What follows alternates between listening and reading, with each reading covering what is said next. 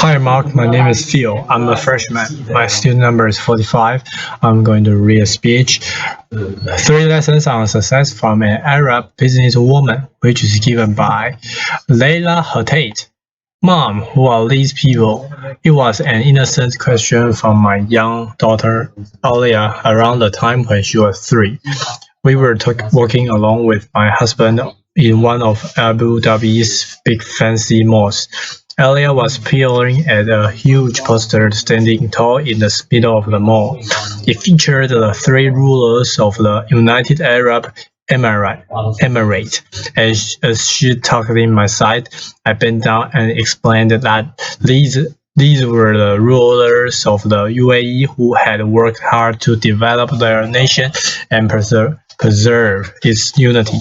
She asked, Mom, why is it that here where we live, and back in Lebanon, where Grandma and Grandpa live, we never see the pictures of powerful women on the walls? Is it because women are not important? This is probably the hardest question I've had to answer in my years as a parent and in my 60-plus years of professional life. For that matter, I had grown up in my hometown in Lebanon, the younger of the 2 daughters to a very hard-working pilot and director of operations for the Lebanese Airlines and a super supportive stay-at-home mom and grandma. My father had encouraged my sister and I to pursue our education, even though our culture emphasized at the time that it was sons and not daughters who should be professionally motivated.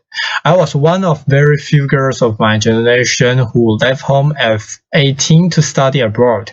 My father didn't have a son, and so I, in a sense, became his. Fast forward a couple of decades, and I hope I didn't do too badly in making my father proud of his would-be son, and I got my bachelor's and PhD in electrical engineering, and did R&D in the UK, then consulting in the Middle East. I have always been in male-dominated environments. Truth be told, I have never found a role model I could truly identify with. My mother's generation wasn't into professional leadership. There were some encouraging men along the way, but none knew the demands and pressures I was facing, pressures that got particularly acute when I had my own 2 beautiful children. And although Western women love to give us poor, oppressed Arab women advice, they live different lives with different constraints. So Arab women of my generation have had to become our own role models. We have had to juggle more than Arab men, and we have had to face more cultural rigidity than Western women. As a result, I would like to think that we poor, oppressed women actually have some useful, certainly hard-earned lessons to share, lessons that might turn out useful for anyone wishing to thrive in a modern world. Here are 3 of mine. Convert their shit into your 4. Laughter, applause. There's this word that everybody is tooting as a key to success. Resilience. Well, what exactly is resilience, and how do you develop it? I believe resilience is simply the ability to transform shit into full. In my previous job, before my current firm, I was working with a man we will call John.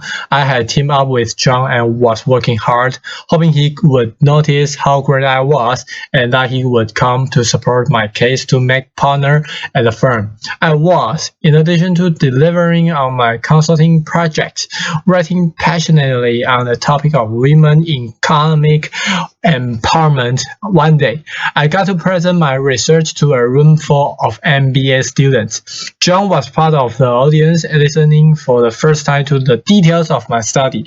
As I proceeded with my presentation, I could see John in the corner of my eye. He had turned a dark shade of pink and had slid under his chair in apparent shame. I finished my presentation to an applauding audience, and we rushed out and jumped into a car. There he exploded.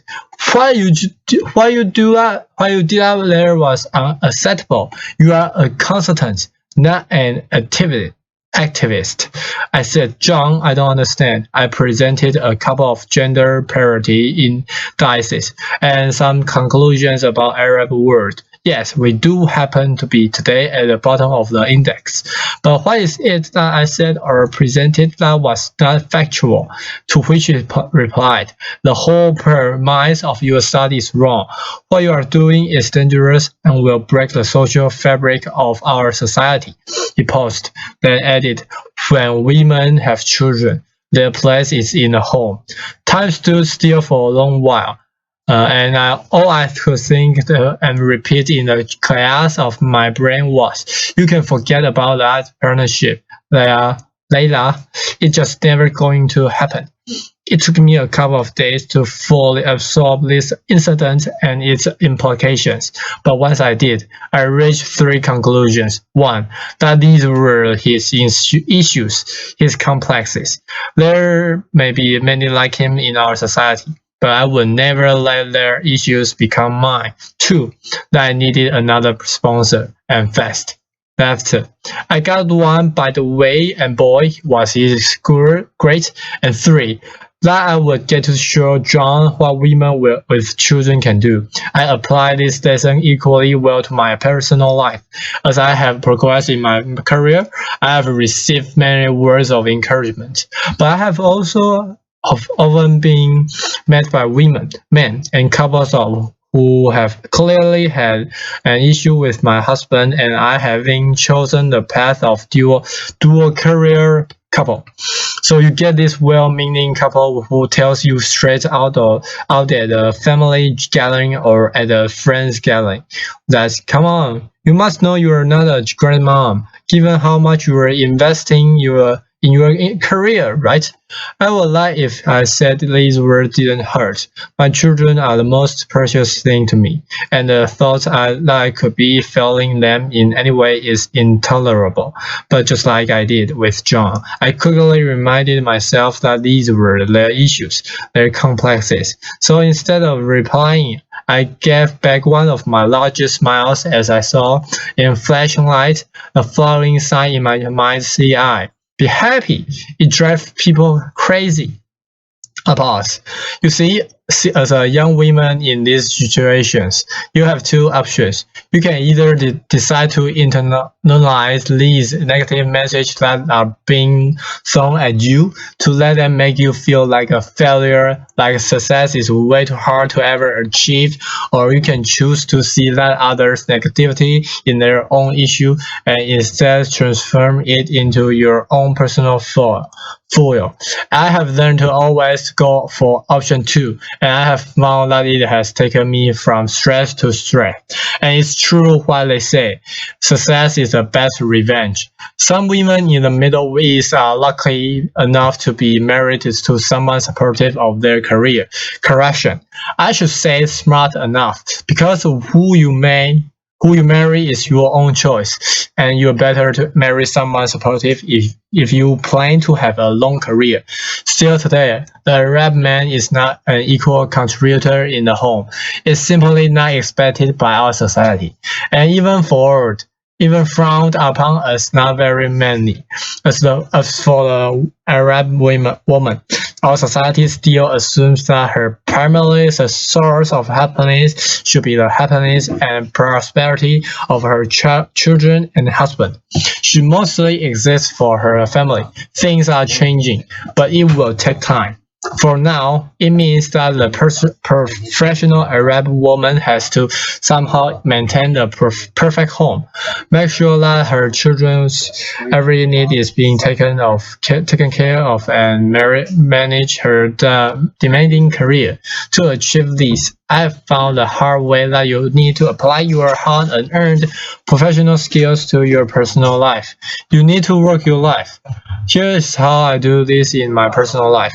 One thing to know about the Middle East is that nearly every family has access to affordable domestic help. The challenge level becomes how to recruit effectively.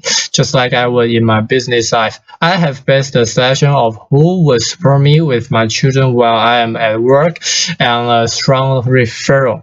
Christina had worked for 4 years with my sister, and the quality of her work was well established. She is now an integral member of our family, having been with us since Alia was 6 months old. She makes sure that the house is running smoothly while I'm at work, and I make sure to empower her in the most optimal conditions for her and my children, just like I would my best talent at work. This lesson applies wherever your children's situation, whether an LP, pair nursery, part-time nanny that you share with someone else. Choose very carefully and empower. If you look at my calendar, you will see every working day 1.5 hours from 7 p.m. to 8:30 p.m. UAE time blocked and called family time. This is secret time. I've done this ever since Alia was a baby. I do everything in my power to protect this time so that I can be home by then to spend quality time with my children. Asking them about their day, checking up on homework, reading time about bedtime story, and giving them lots of kisses and cuddles. If I'm traveling in whatever the time zone, I use Skype to connect with my children even if I'm miles away. Our son Burhan is 5 years old, and he's learning to read and do basic math. Here's another confession. I have found that our daughter is actually more successful at teaching him these skills than I am. That if started as a game, but Alia loves playing teacher to her little brother, and I have found that these sessions actually improve Burhan's literacy, increase Alia's sense of responsibility, and strengthen the bonding between them. A win-win all around. The successful Arab women I know have each found their unique approach to working their life as they continue to shoulder the lion's share of responsibility in the home. But this is not just about surviving in your dual roles as a career woman and mother.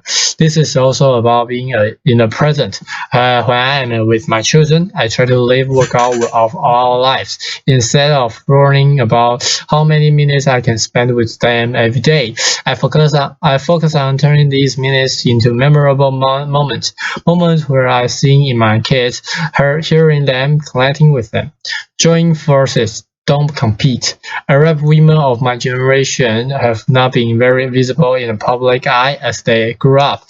This explains, I think, to some extent, why you find so few women in politics in the Arab world. The upside of this, however, is that we have spent a lot of time developing social skills behind the scenes, in coffee shops, in living rooms, on the phone, a social skill that is very important to success. Networking.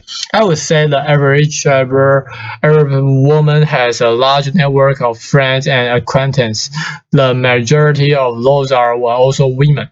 In the West, it seems like an ambitious women often compare themselves to other women, hoping to be noticed as the most successful woman in the room. This leads to the much spoken about competitive behavior between professional women. If there's only room for one woman at the top, then you can't make room for others, much less lift them up. Arab women, generally speaking, have not fallen for this psychological trap. Faced with a patriarchal society, they have found that by helping each other out, all benefit. In my previous job, I was the most senior woman in the Middle East. So one could think that investing in my network of female colleagues couldn't bring many benefits, and I should instead invest my time developing my relationships with male seniors and peers.